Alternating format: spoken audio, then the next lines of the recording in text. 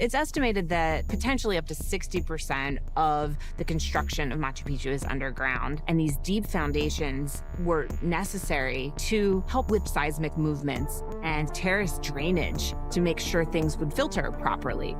In 1911, when explorer Hiram Bingham first revealed Machu Picchu to the world, its massive stone terraces immediately captured global fascination. Layer after layer of perfectly shaped platforms climbing a steep mountain ridge. For decades, historians believed they had solved the mystery. These terraces were simply agricultural fields used by the Inca to grow crops. Case closed. But modern research is beginning to reveal a shocking possibility. What if farming was never the main reason these terraces were built? New geological studies suggest the terraces may have been part of an incredibly sophisticated engineering system, designed to stabilize the mountain itself. If true, it would mean the Inca understood complex environmental engineering centuries before modern science, and it would change how we understand Machu Picchu forever. Before we uncover the secret behind Machu Picchu's terraces, make sure to subscribe, because every week we explore the hidden mysteries of history that most people never hear about. Perfect design. At an elevation of nearly 2,400 meters above sea level, nestled on a narrow mountainside between two peaks, Machu Picchu stands as a direct challenge to logic. Any modern engineer would tell you this ranks among the very last places on Earth where one would choose to build a city. The slopes plunge steeply, the ground remains unstable, and above all, the site endures an extreme deluge of rain. Annual rainfall here can reach almost 2,000 millimeters, enough to transform any hillside into a torrent of mud and trigger devastating landslides. Yet Machu Picchu endures. It does far more than merely survive. It thrived for centuries, largely untouched by the relentless natural forces that erode the surrounding mountain. The secret behind this extraordinary endurance, as science has confirmed over decades of study, lies in the terrace system.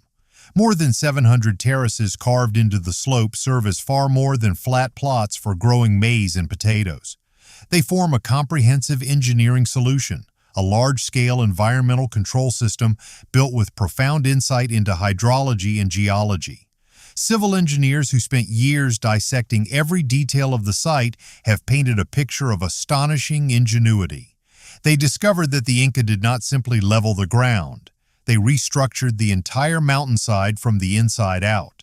When heavy rains pour down, water no longer rushes across the surface to strip away precious topsoil. Instead, it infiltrates swiftly. Each terrace functions like a colossal sponge. The fertile topsoil layer at the surface, ideal for cultivation, forms only the uppermost stratum. Beneath it lies a fine sand layer that filters and slows the flow. Next comes a thicker bed of gravel pebbles, creating voids that allow water to move freely. At the base sits a rough stone layer that disperses water pressure and channels it toward central drainage conduits. The entire system works in perfect harmony to neutralize the greatest threat: water itself. By directing water efficiently, the Inca addressed two problems simultaneously. First, they halted erosion, preserving the fertility of their gardens year after year. Second, and even more crucially, they eliminated hydrostatic pressure buildup within the soil, the kind of pressure that could unleash deadly landslides. This represents a design of flawless balance between human needs and environmental realities. It enabled a civilization not just to survive, but to flourish agriculturally in one of the harshest locations imaginable. The story resonates deeply. It casts Machu Picchu as an icon of sustainable living, a lesson from the past on harmony with nature. The stone walls showcase artistry while the terraces embody science. Together they form a seamless blend of beauty and function, a masterpiece validated and celebrated through time. A perfect solution to mountain farming. A design so complete, so refined, that it almost feels like an answer to a question no one ever asked. Dissecting a shell. Admiration for an overall system can sometimes obscure the unsettling questions hidden within its individual components. When we stop viewing Machu Picchu as a mere garden and begin examining it as a machine, those details start to emerge. Set aside for a moment the sweeping vista of 700 terraces and focus instead on the structure of a single terrace alone. Its engineering logic appears irrefutable. Yet upon close inspection, that very logic begins to undermine the familiar narrative we have long accepted. Start from the bottom. The foundation consists of rough, minimally shaped stone blocks. Their purpose seems straightforward: to create a solid base while permitting large volumes of water to pass through unimpeded. Above this sits a dense layer of gravel pebbles. This layer acts as the main drainage network and open space, letting quick sideways flow toward the drainage channels. Next appears the fine sand layer. Its role is essential. It stops the fertile topsoil from washing down into the gravel below while serving as a secondary filter. Finally, topping it all lies the nutrient-rich topsoil where crops take root. 4 separate layers, 4 different materials, 4 separate technical functions, all arranged in precise order, repeated almost identically across the entire mountainside. This goes beyond gardening. It resembles an industrial manufacturing process. Each terrace becomes a mass-produced, multi-stage water filter. And right here, the puzzle begins to deepen. The engineering logic of the design itself remains impeccable. What defies logic is the sheer scale of effort required to execute it. Extracting, transporting, and layering millions of tons of material into 4 distinct strata on a steep mountainside demanded massive labor investment, an investment that seems wildly disproportionate to the benefits gained. A far simpler system, perhaps just gravel and soil alone, would have sufficed to fight erosion and support planting. The complexity and apparent redundancy in this design suggest an excessive, almost obsessive caution. It resembles building a fortress wall simply to fence a vegetable patch. The effort outweighs the reward unless the reward was never truly about maize. The hidden river in engineering, a core principle, says that design should match its purpose exactly. You build a bridge strong enough to carry the loads it will face, no more and no less. Any extra investment counts as waste.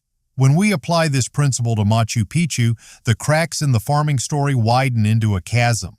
The issue no longer rests with the intricate structure of a single terrace. It centers on the overall operating capacity of the entire system. When all parts work together, one single calculation, grounded in data collected by hydrologists, reshapes everything we thought we knew about why this place exists. Consider the numbers. Thanks to the multi-layered porous structure, each square meter of terrace can drain an enormous volume of water in a remarkably short time.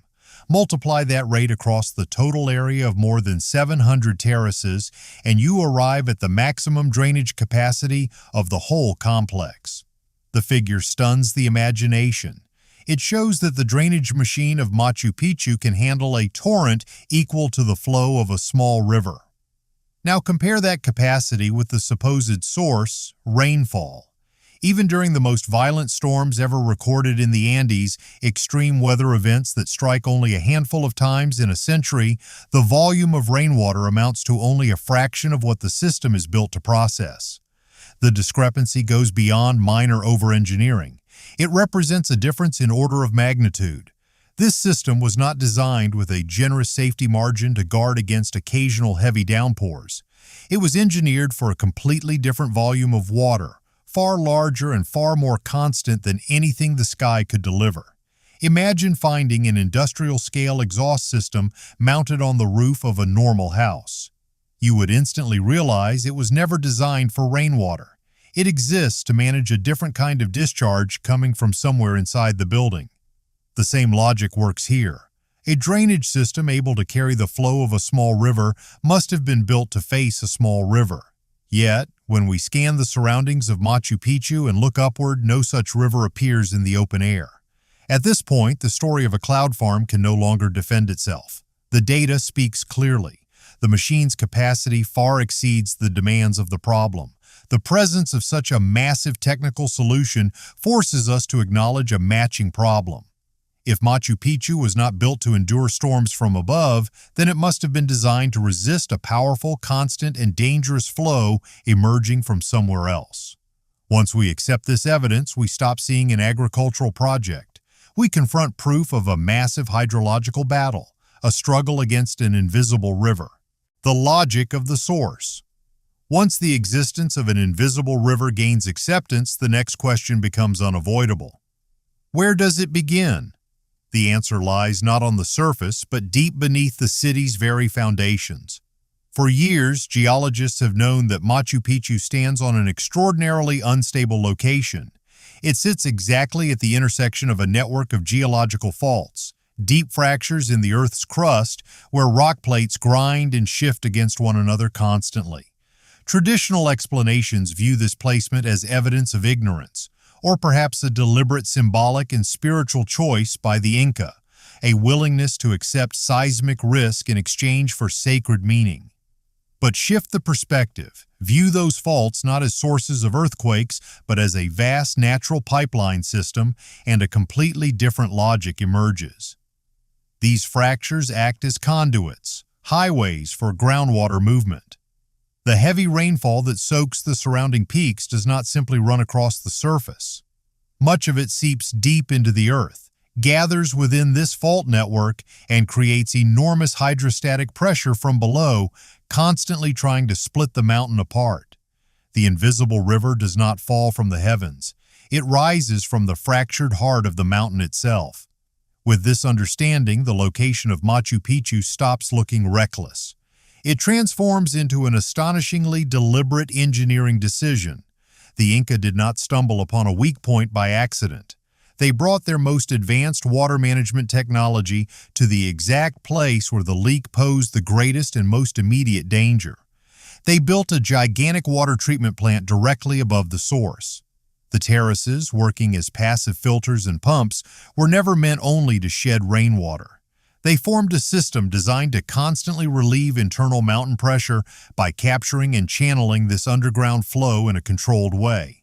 They reduced the hydrostatic forces threatening to split the bedrock apart.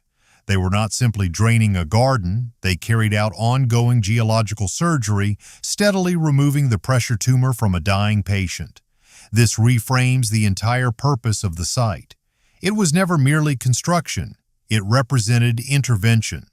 Much like Dutch engineers built dikes to hold back the sea, the Inca engineered an inverted dike, a machine created to resist an ocean rising upward from beneath their feet.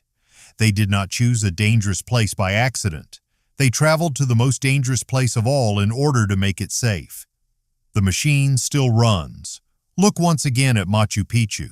Everything remains exactly as it always has. The timeless stone structures endure. The terraces still curve gracefully along the mountainside.